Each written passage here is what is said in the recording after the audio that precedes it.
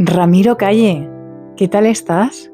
Hola Nuria Santander, aquí de nuevo para tratar de mantener una conversación sobre esos recónditos lugares del alma humana o de la mente humana. ¿Qué te parece charlar un ratito sobre el miedo, la ira, la ansiedad?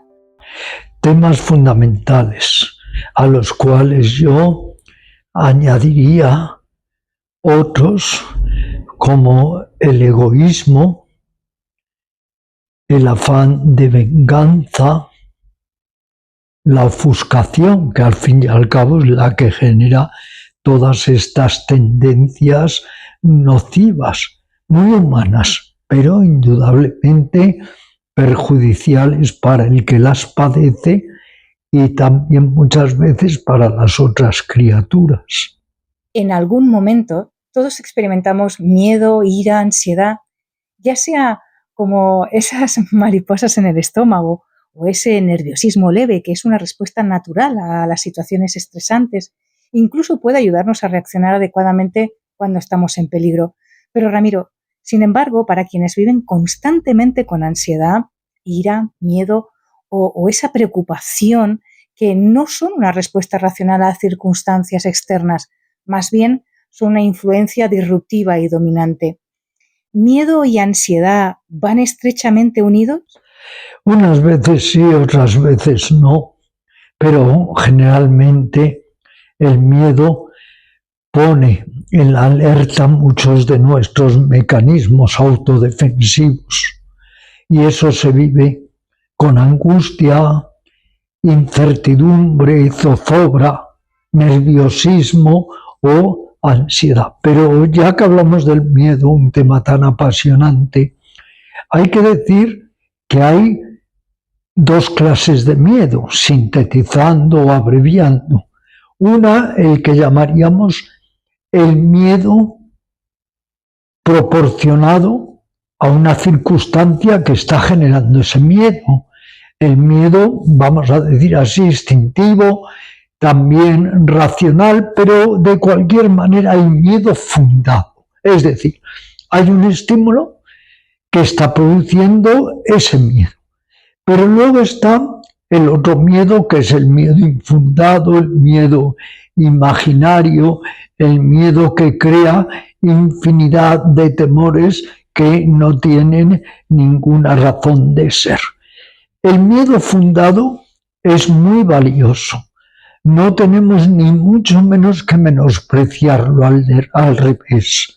El miedo fundado es una alarma que hay en todos nosotros para poner en marcha los mecanismos autodefensivos, que pueden ser o agredir, o huir, o tratar de pasar desapercibido. Y ese miedo fundado nos ha salvado muchas veces de muchas situaciones difíciles. A lo mejor estamos tú y yo aquí, Nuria, hoy, porque gracias a ese miedo no nos hemos ahogado, no hemos entrado en un enrarecido callejón donde nos han podido matar, no nos hemos quemado, no nos hemos despeñado por un barranco.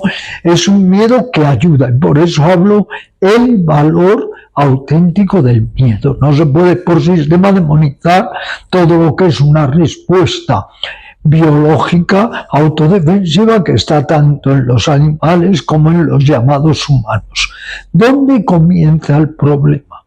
El problema comienza con los miedos fóbicos, los miedos infundados, los miedos imaginarios. Eso condiciona nuestra vida, nos causa zozobra, tristeza, malestar, inquietud y además sin ninguna razón de ser, pero las fobias, por ejemplo, son muy difíciles de superar porque incluso el que padece una fobia sabe, comprende a la perfección que esa fobia es absurda, pero no puede superarla. Él, con su mente analítica, discierne: este miedo es absurdo, pero no puede superarlo. Es muy difícil decodificar fobias que todos acarreamos o arrastramos a veces incluso a lo largo de toda nuestra vida. Pero sí, el miedo genera un estado de angustia, de ansiedad, que al fin y al cabo es una respuesta para ver cómo salvamos esa situación, ese momento que nos está provocando ese miedo, porque hay un peligro real. El problema es cuando no hay ningún peligro real, pero nosotros proyectamos, imaginamos que hay un peligro real. Y sobre todo es que muchos miedos se fundan en posibilidades. Claro que existe la posibilidad, Nuria, de que ahora el techo se caiga y nos mate en este momento, pero es una posibilidad remotísima, es posible, pero no es probable. Cuando se tienen miedos infundados, resulta que lo que es muy difícil que suceda o lo que es muy improbable que suceda, lo vivimos como si fuera a suceder, y entonces se ponen en marcha nuestros mecanismos, que son el miedo, la ansiedad, la autodefensa, la angustia. ¿Solo puede haber miedo donde hay dualidad? Bueno, yo diría, solo puede haber miedo donde todavía hay instintos de supervivencia. Solo puede haber miedo cuando el ego se pone a la defensiva, porque claro, podríamos hablar de muchos miedos egocéntricos, la timidez, la inquietud en el trato con los demás, la fobia social, el miedo a relacionarse, el miedo al compromiso, el miedo a hablar en público. Hay tantos miedos que en realidad no acabaríamos nunca. Se podría hacer una enciclopedia enorme de los miedos del ser humano. Ahora bien, cuanto más apego hay o más aversión, hay más miedos. Esto es de lógica. Si tú tienes mucho apego a algo, incluida la vida, pues temes perderlo. Si tú tienes muchas aversiones, cada vez que algo desencadene esas aversiones, también te produce un estado de malestar o incluso un estado de temor o de miedo. Si hablamos un poco abstractamente o simbólicamente, nos podríamos preguntar, ¿un ser iluminado tiene miedo? ¿Una persona autorrealizada tiene miedo? Quedarían todavía ahí unas reacciones puramente bioquímicas, puramente instintivas de miedo. Si esa persona le va algo a suceder inminente, reacciona, aunque luego logre acomodarse a ese estímulo de miedo y mantener la calma, el equilibrio, la ecuanimidad. Pero quitando esos momentos de real peligro, una persona realizada ha dejado de tener miedo a la vida, a la muerte, a si le importa si le alaban o si le insultan. Ahora, si tiene que ir al dentista, obviamente, y tienen que tocarle un nervio sin anestesia, siente el mismo dolor que cualquier ser humano. Quiero decir con esto que no idealicemos a los seres iluminados creyendo que no van a seguir teniendo necesidades, van a seguir teniendo todas las necesidades del ser humano ordinario: sed, hambre, ganas de dormir, de descansar, sueño, lo que fuere, porque tenemos esa idea absurda de que el autorrealizado, el que ha llegado al samadhi, al nirvana, ya es como un Dios que no siente absolutamente nada. Según Swami Sivananda, el porcentaje de miedo normal es solo del 5%.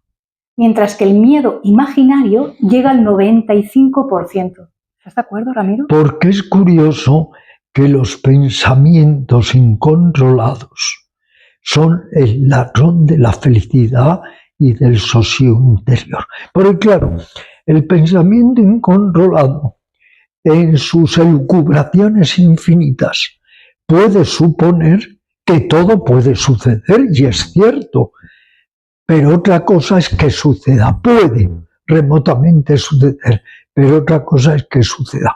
Pero ese pensamiento incontrolado que adelanta, anticipa peligros que quizá nunca sucedan, está generando, claro que sí, una infinitud de miedos que de otra manera nunca percibiríamos o nunca experimentaríamos.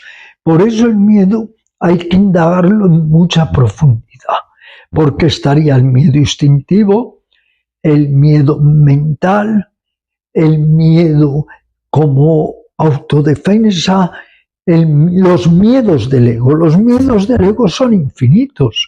El miedo a ser desconsiderado, el miedo a no ser aprobado, el miedo a que hablen mal de nosotros, el miedo a perder el estatus o a perder nuestra manera de ensalzarnos ante los demás.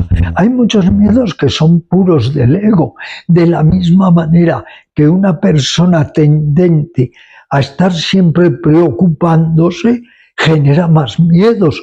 Preocuparse quiere decir que adelanta aquello que puede suceder, pero que todavía no ha sucedido, lo que decía Buda, lo que fue, fue, pero no es ni será. Lo que es, fue, pero no será. Lo que será, no es ni fue. Cada momento tiene su lugar, tiene su circunstancia. Si estuviéramos más en el momento presente y menos dejándonos arrastrar por esa gran demiurga estrafalaria que es la mente, viviríamos más tranquilos. Es como con el disgusto. El disgusto depende de hasta qué nivel de disgusto nos está en ese momento invadiendo.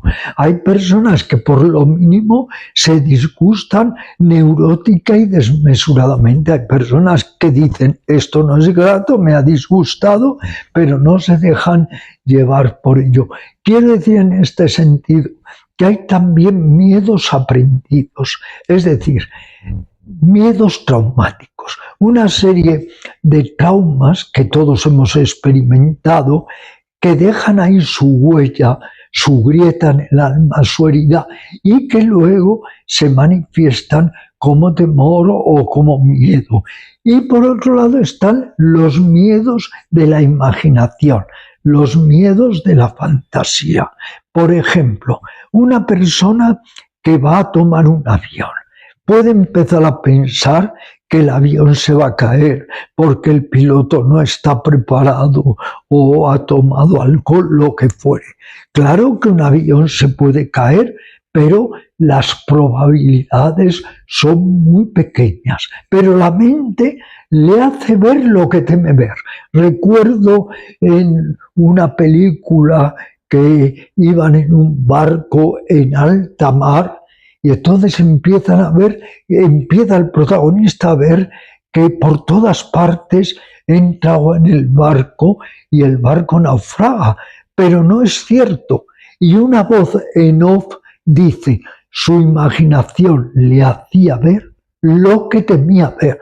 Y muchos de nosotros, casi todos, vivimos en base a los temores de la imaginación. Estamos siempre pensando lo que nos puede también suceder de malo. Y puede suceder indiscutiblemente, pero si uno logra tener mayor control y desapego de su propia mente, el miedo se reduce enormemente. Y desde luego, si uno acepta que el riesgo está siempre ahí, también el miedo se reduce, de la misma manera que el que tiene tanto miedo al fracaso, a la derrota.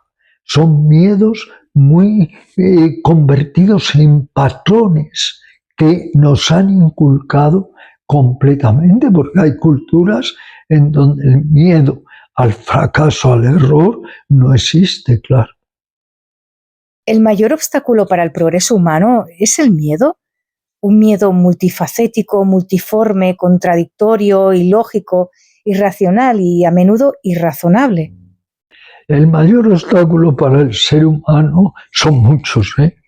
La pereza, la inercia, la falta de entendimiento de que podemos mejorar y cambiar, el ver las cosas como queremos verlas, pero no como son, la ofuscación, que la ofuscación es la que genera a su vez el apego o avaricia o avidez, y el odio, la ira, la rabia.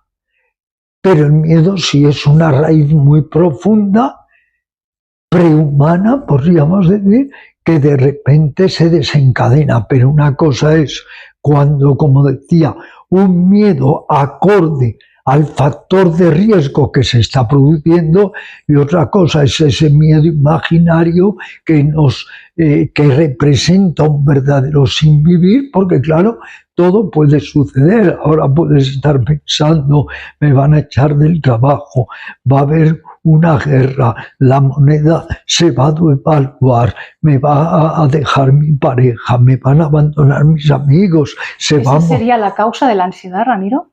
Eso genera mucha ansiedad, no. Las causas de la ansiedad son innumerables, pero indudablemente eso genera ansiedad.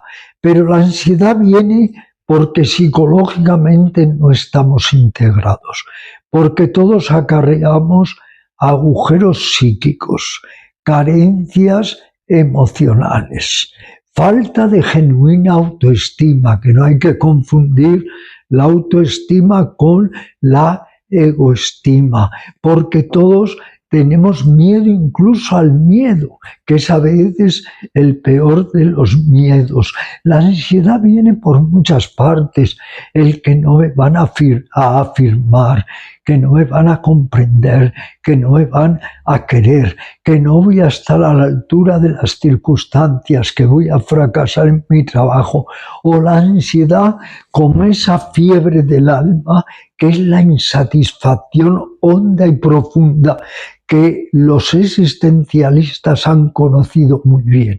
El hecho de no encontrar un sentido a esta vida, el hecho de no poder resolver interrogantes, de no tener capacidad de encontrar solución a los problemas metafísicos, las eternas preguntas: ¿qué hago aquí? ¿Para qué tiene todo esto un sentido? Eso también provoca un tipo muy especial de ansiedad, y personas que tienen el miedo a ser desconsideradas, que necesitan urgentemente mucho cariño, pero no lo encuentran, aunque uno se lo esté dando. Ellos creen que no se les quiere lo suficiente. El miedo que todos tenemos de alguna manera a ser desvalidos, a ser indefensos. Hay tantos miedos. El miedo, podríamos decir, es uno, pero hay muchos miedos que están ahí, que nacen de un miedo central que viene de nuestro vacío existencial. ¿Pero puede ser un apego mental? Hay apego también. Hay gente, además, que utiliza el miedo como pretexto, justificación, excusa. Pero en todos nosotros, si profundizamos, hay un núcleo de caos y confusión. Como no estamos bien ajustados, como no estamos bien armonizados, como no somos capaces a veces de utilizar todos nuestros recursos internos, como no confiamos en nosotros, entonces surgen muchos miedos que no podemos controlar. Por eso, lo más difícil de superar en la mente humana, según me han dicho infinidad de maestros, es dos raíces muy hondas: el miedo y la ira. ¿Por qué digo la ira? Porque la ira todos creemos que es solo ese enfado visible cuando dices de una persona: qué agresiva, qué violenta, qué maleducada. No, la ira está en todos nosotros. La ira es una raíz muy honda, porque la ira se traduce como aversión, antipatía, rechazo, diferenciación. O sea, la ira es o viene de muy atrás. La tiene el animal, pero el ser humano infinitamente mayor. La ira es que cada vez que nos llevan la contraria, que nos contradicen, que no somos capaces de que nuestro ego ejerza el poder, que hay frustración, surge la ira, que puede ser una ira suave o puede ser violencia desatada y crueldad. Pero la ira no está solo en los actos, la ira está en la mente, está en las palabras, está en los silencios. Hay personas que se dejan de hablar durante años, es una forma de ira. La ira está en la mirada, la ira está por todas partes, porque claro, es que no estamos hablando solo de una llamativa irascibilidad, estamos hablando también de la ira en tono menor, el enfado, la rabia. Todo eso son formas de ira. Todos somos muy violentos, hasta la persona aparentemente menos violenta tiene pensamientos de violencia o reproches basados en la violencia, porque luego, por otro lado, el querer ejercer dominio sobre los demás, el querer manipularlos, el querer que sean a nuestra imagen y semejanza, es una forma de violencia. Violencia, si se quiere, menor, pero eso es una forma de violencia. La libertad de elección implica conciencia del paso del tiempo, pasado, presente y futuro. Y el tiempo implica ansiedad. ¿El tiempo psicológico es la raíz del miedo? Hay un tiempo psicológico, eso es indudable, además del tiempo, entre comillas, real, que según para muchos físicos, sobre todo cuánticos, es una categoría mental, el tiempo, el espacio, pero no vamos a entrar en ello. Lo cierto es que muchas personas tienen tantas expectativas que ahí surge otro tipo de miedo, el miedo a que no se cumplan mis expectativas, el miedo a no conseguir lo que quiero, el miedo a convertir mi vida en algo sin sentido, innecesario e inútil, el miedo a envejecer, no digamos nada del miedo a enfermar o el miedo a morir. Es que los miedos son innumerables, el miedo es como un calidoscopio inmenso donde constantemente está dando caras muy distintas pero que tienen en común un sustrato que es el miedo, que sobre todo enraiza en el ego. Una persona que haya debilitado mucho su ego sigue teniendo miedos, pero miedos más sustanciales, por decirlo así, miedos más biológicos. ¿La mente no puede estar completamente libre de miedo? La mente, solo en la medida en que no tuviera apego, ego, odio, aversión, no puede estar libre de miedo. Tenemos miedo a ir al dentista, tenemos miedo a ir al médico, tenemos miedo de hablar con incluso nuestra pareja y sus reacciones.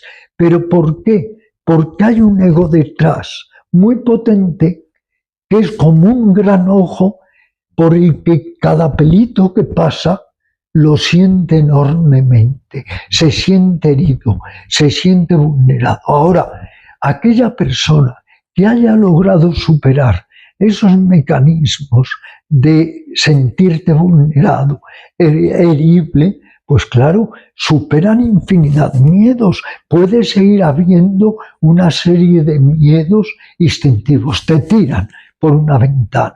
Seguramente hasta que te estrelles en el suelo tienes miedo porque se ponen en activo todos tus mecanismos defensivos, pero el miedo quedaría reducido en un 90%, igual que en aquel que trabaja mucho sobre su ira y la trata de combatir con la mansedumbre, la indulgencia, la comprensión, la benevolencia, alguna vez habrá un atisbo de ira.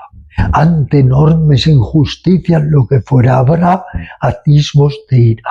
Pero ya la ira no le acaparará, no le robará su quietud o su bienestar interior.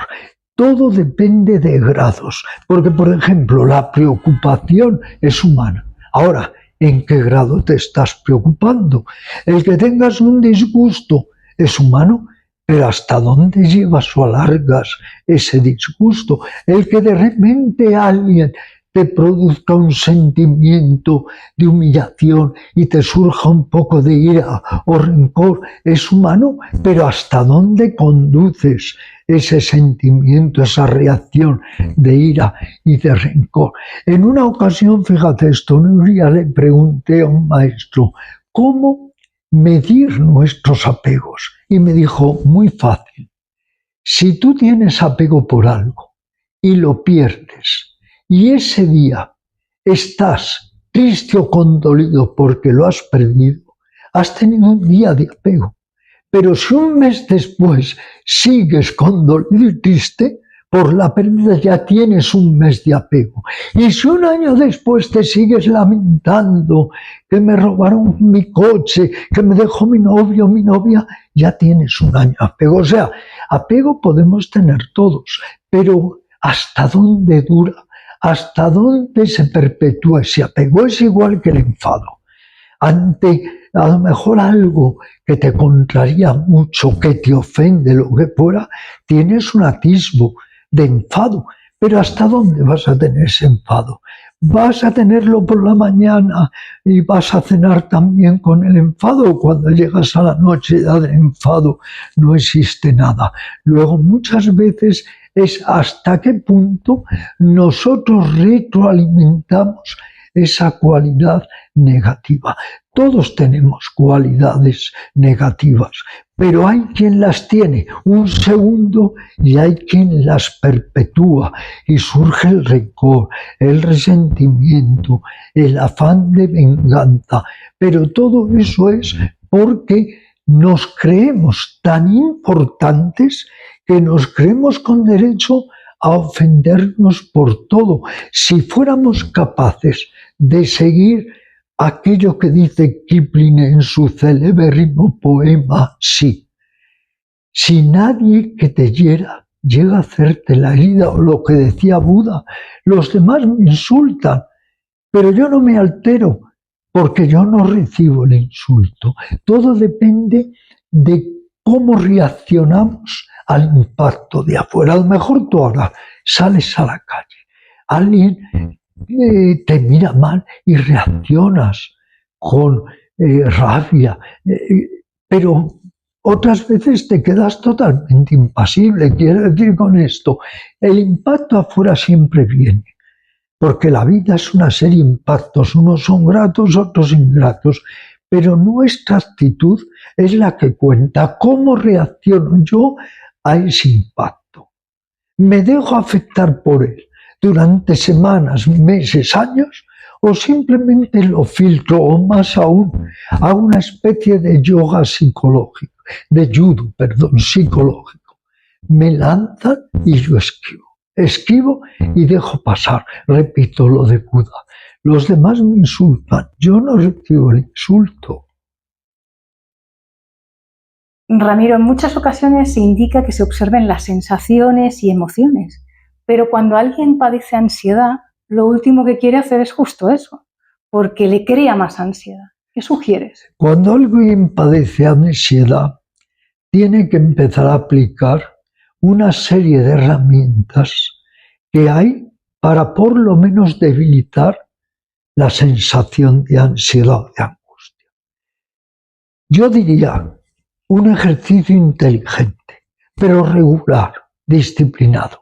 Para mí el más inteligente sin duda es el Hatha Yoga. Hacer todos los días posturas de yoga, respiración, relajación. Eso se lo recomiendo a toda persona que me escribe que padece ansiedad. Si puede, porque a veces la ansiedad es tanta que de momento no puede, Correcto. unos minutos de meditación. Muy importante, cambiar actitudes. Si no cambian las actitudes, no cambia nada. Hay que cambiar el punto de vista, hay que cambiar el enfoque. Esencial también, la aceptación consciente de lo inevitable. Puedes cambiar algo para mejorar, cámbialo, pero lo que no puedas cambiar y que es inevitable, acéptalo inteligentemente y no añadas sufrimiento al sufrimiento. Algo esencial, contacto con la naturaleza, una óptima alimentación, aprender a dormir en profundidad, hacerte con amigos con los que puedas comentar y realmente empatizar. Lecturas que sean formativas, que ayuden y te motiven a crecer interiormente. O sea, buscar toda una estrategia para ir poco a poco superando, por lo menos canalizando la ansiedad. Porque hay grados de ansiedad. Hay veces que la ansiedad se hace insoportable, pero hay veces que es una especie de ronroneo, de fiebre del alma que está ahí, pero que puedes canalizar. Por eso es infinitamente mejor la ansiedad que la depresión. Porque la ansiedad es energía y la puedes canalizar aunque sea haciendo footing. En cambio, la depresión, la palabra lo dice, sin presión, a veces es un trastorno realmente grave y que termina por afectar al deprimido y a todo su entorno o su familia. Yo he escrito varios libros sobre la ansiedad. ¿Por qué? Porque yo tuve una época en la que padecí muchísima ansiedad pánica. La ansiedad pánica se llaman crisis de desrealización o de despersonalización, donde uno tiene la certeza de que se vuelve loco. Es una experiencia terrible. Yo la padecí durante 2 o 3 años, cuando era muy joven, casi un adolescente, y por eso luego eso me ha servido también para comprender mejor a las personas que tienen ansiedad y para escribir estos libros sobre la ansiedad. Puede ser una maestra la ansiedad, porque Por muchos supuesto. maestros le ha No. sucedido lo mismo, ¿no? Muchos, muchísimos. Ujú. Puede no solo ser una maestra, sino una especie de pértiga para dar un gran salto, pero hay que saber que no te consuma, Ujú. sino que tú la utilices como vigor, como fuerza. Quizá yo haya escrito las 250 obras que he escrito por una ansiedad o por una vehemencia, pero bien canalizada en ese sentido. La Madre Teresa de Calcuta era muy ansiosa, aunque parecía, la conocí tan calma. Dicen que era una mujer atormentada, pero supo canalizar su ansiedad. Muchos pintores, poetas, trabajadores sociales canalizan su ansiedad. Ahora bien, en niveles umbrales muy altos de ansiedad, uno mal vive. Hay que tratar con herramientas, con actitudes, con enseñanzas de bajar el dintel de la ansiedad para que no sea realmente insoportable. Hay que cultivar intenciones positivas, ocupar la mente con pensamientos ennoblecedores, excluyendo los negativos o degradantes. Y también tareas que nos enriquezcan. Por eso decía la lectura, el relacionarte con personas nobles que te motiven, el contacto con la naturaleza, un ejercicio inteligente, aficiones, hobbies. El yoga, ¿no? El yoga, por supuesto, se considera el gran antídoto contra la ansiedad y la angustia. Pero también hay eso que cambiar actitudes para ir poco a poco decodificando el exceso de disgustos, de preocupaciones. Hay que aprender a aceptar las personas muy manipuladoras, con mucho ego, que quieren controlarlo todo, padecen mucha ansiedad, porque en el fondo saben que no se puede controlar casi nada. Entonces hay también que cambiar el enfoque de vida, las actitudes y hacer todo lo que esté a nuestro alcance para ir poco a poco, digamos, si no pudiendo superar totalmente la ansiedad, utilizándola como un motor valioso para actuar y para hacer. Como me decía Baba Sivananda de Benares, que no haya pensamiento sin acción, porque la persona ansiosa o deprimida le da muchas vueltas a la cabeza. En lugar de darle tantas vueltas a la cabeza, ejecuta. Ten en cuenta una actividad consciente, aunque como dice Thich Nhat Hanh, sea solo lavar los platos con atención y con consciencia. Utilicemos la ansiedad como una aliada. La ansiedad puede ser enemiga o aliada. La podemos poner a nuestro lado y que nos ayude, porque como la ansiedad es fuerza, es energía, empléala en lugar de estar dándole vueltas al pensamiento, a las emociones, en lugar de estar mortificándote, utiliza esa ansiedad para hacer yoga, para darte una vuelta en bici, para abrazar a un ser querido, para escribir, para hacer un dibujo. Canaliza la ansiedad. Ahora, si te quedas inerme y dejas que la mente se dispare, la ansiedad se hace mayor y el pensamiento llega a un momento en que nos roba toda nuestra calma y equilibrio interiores.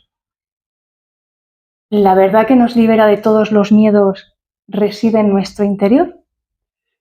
Todos los miedos no podemos liberarnos de ellos, porque incluso Baba Sivananda de Benares, que es la persona más desapegada y más feliz que yo he visto en mi vida, cuando le dijeron que le tenían que operar de cataratas, me acuerdo que me dijo: me da miedo porque me han dicho que con un cuchillo te rasga la imaginación hasta él. Claro, el hombre le habían mal informado y le habían dicho que con un cuchillo le rasgaban el ojo. Él también sintió temor. Quiero decir con esto, no creamos que siendo un ser humano podemos ser Superman. No. Sobre todo, dejar muy claro esto, Ramiro. No somos Supermanes.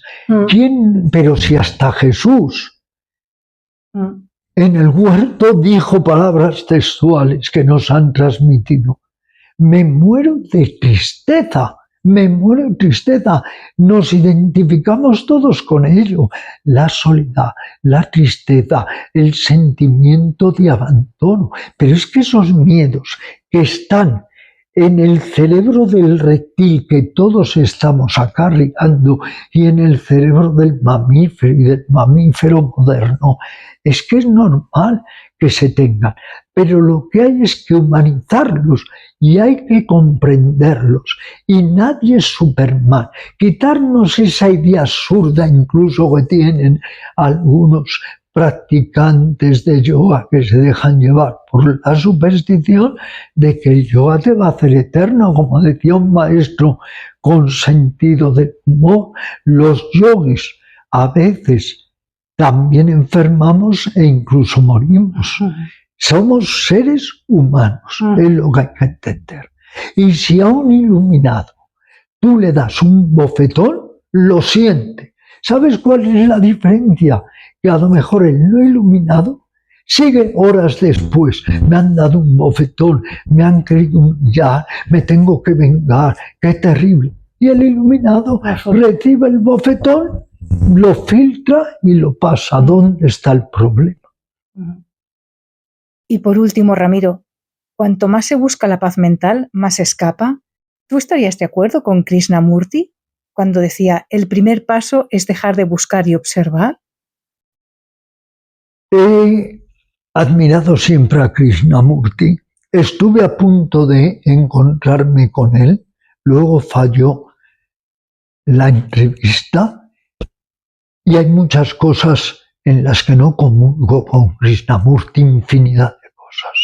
Creo que la paz interior se busca. Creo que se ponen los medios para encontrar la paz interior. Creo que la paz interior es el resultado de un trabajo muy serio sobre nosotros mismos. Creo en las enseñanzas milenarias para hallar la paz interior.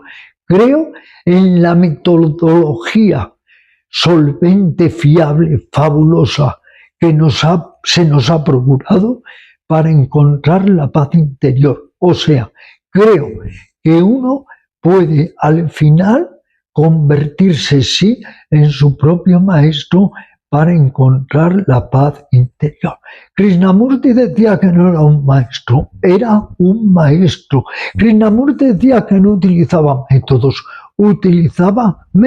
porque el hecho de la contemplación, el estar aquí y ahora, etcétera, eso también es un método. Y poco antes de morir, Krishnamurti dijo a un pequeño grupo de amigos: si yo supiera que Buda está en algún sitio, iría corriendo hasta él, me sentaría a sus pies y seguiría sus enseñanzas. Y todas las enseñanzas de Buda nos dan metodología, nos dan herramientas. No creo que un ser humano sea como es, esto que se dice, soy como soy. No, soy como soy y también como me propongo ser y como quiero ser, porque si no, no habría sabiduría perenne, no habría metodología, no habría enseñanzas. Si no pudiéramos cambiar y mejorar, no habría absolutamente nada. Entonces sí que habría que decir, soy como soy. Y si soy mezquino, si soy necio, si estoy ofuscado, soy como soy. Pues no, tú también puedes cambiar. Y lo que dice el antiguo adagio, en el bloque de mármol ya está potencialmente la escultura. Pero claro, hay que esculpirla. Y hay personas que creen en esta evolución y tratan de esculpirse. Y hay personas totalmente escépticas que no creen en la evolución humana y que bien se queden entonces en su propio fatalismo. Muchísimas gracias. Muchas gracias, Nuria, muchas gracias por venir a Madrid a entrevistarme. Siempre recomiendo vivamente tu canal, tu centro de yoga, tus talleres y sobre todo esa maravillosa persona que es Nuria Santander. Muchas gracias. Gracias.